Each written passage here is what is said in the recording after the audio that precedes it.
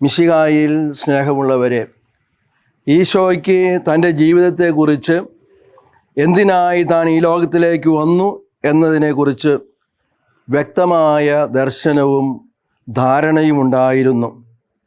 നിവൃത്തികെട്ടല്ല, ആത്മബോധത്തോടെ, ആത്മവിശ്വാസത്തോടെ, ഉറച്ച നിലപാടോടെയാണ് തൻ്റെ ജീവിത ഭാഗധേയത്തെയും ദൗത്യത്തെയും കുറിച്ച് അവിടുന്ന് സംസാരിക്കുന്നത്.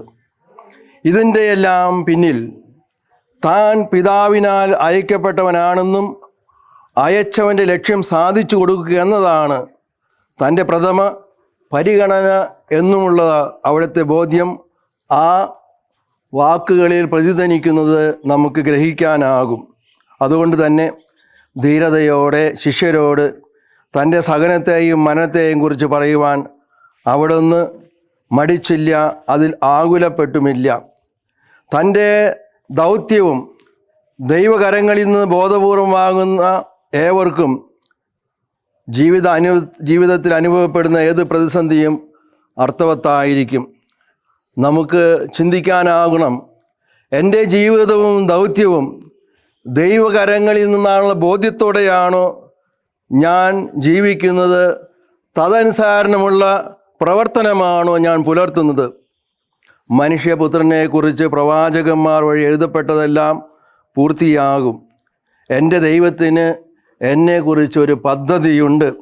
അതെൻ്റെ നാശത്തിനല്ല, രക്ഷയ്ക്കാണ്.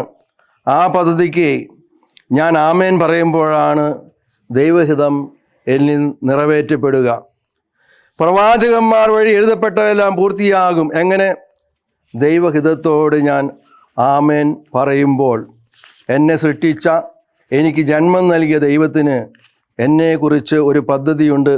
അത് എൻ്റെ നന്മയ്ക്കായിട്ടാണ്.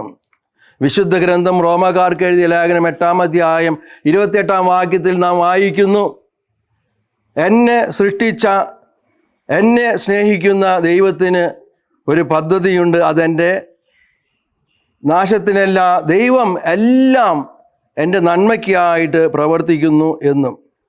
അപ്പോൾ യേശുവിൻ്റെ സഹനം അത് ദൈവഹിതമായിരുന്നു എന്ന് ഊട്ടിയുറപ്പിക്കുന്ന സംഭവമാണ് എമ്മാവൂസിലേക്ക് പോകുന്ന ശിഷ്യന്മാരുടെ അനുഭവത്തിൽ നിന്ന് നമുക്ക് മനസ്സിലാക്കുവാൻ സാധിക്കുക.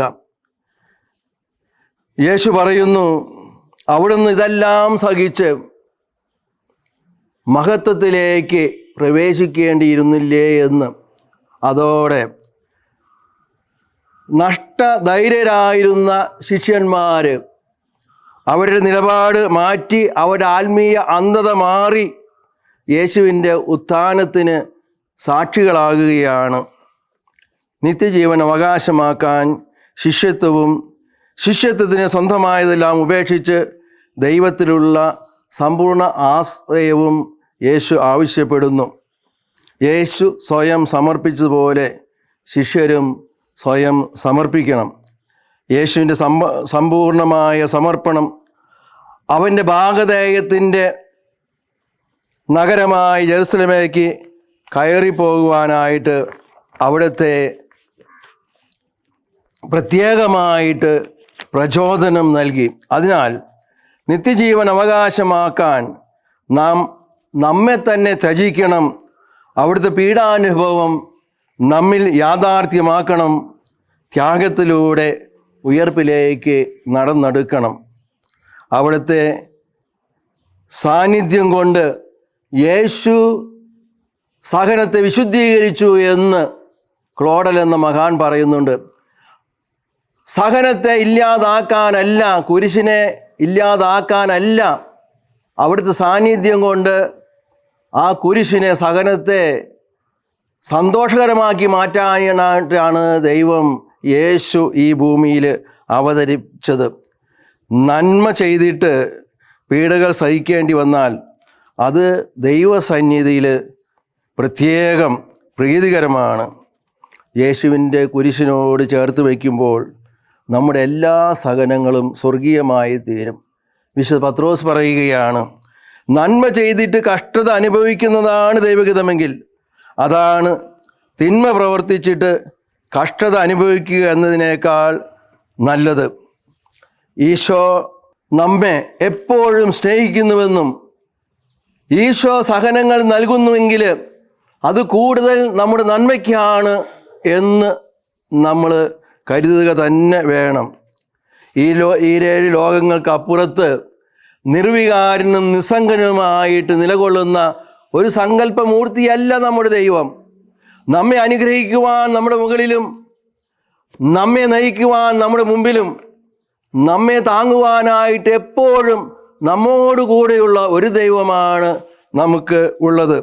അതുകൊണ്ട് എപ്പോഴും ദൈവത്തോടു കൂടെ ആയിരിക്കുക, ദൈവഹിതമനുസരിച്ച് പ്രവർത്തിക്കുക. അപ്പോൾ സഹനങ്ങൾ സന്തോഷമായിട്ട് മാറും. ദൈവമേ, അങ്ങയുടെ കൈകളിൽ എൻ്റെ ആത്മാവിനെ ഞാൻ ഭരമേൽപ്പിക്കുന്നു എന്ന് പറഞ്ഞ് എല്ലാം പൂർത്തിയാക്കിയ ദൈവത്തിൻ്റെ ഇഷ്ടം തന്നിൽ പൂർണ്ണമായി നിറവേറ്റിയ ഈശോയാണ് നമ്മുടെ മാതൃക. അതുപോലെ നമുക്കും ദൈവകരങ്ങളിൽ നമ്മെ തന്നെ പൂർണ്ണമായി സമർപ്പിക്കാൻ അവിടുത്തെ കുരിശുമരണം, അവിടുത്തെ ഉത്ഥാനം നമുക്ക് ശക്തി നൽകട്ടെ. ദൈവം നമ്മെ ഏവരെയും സമൃദ്ധമായി അനുഗ്രഹിക്കട്ടെ.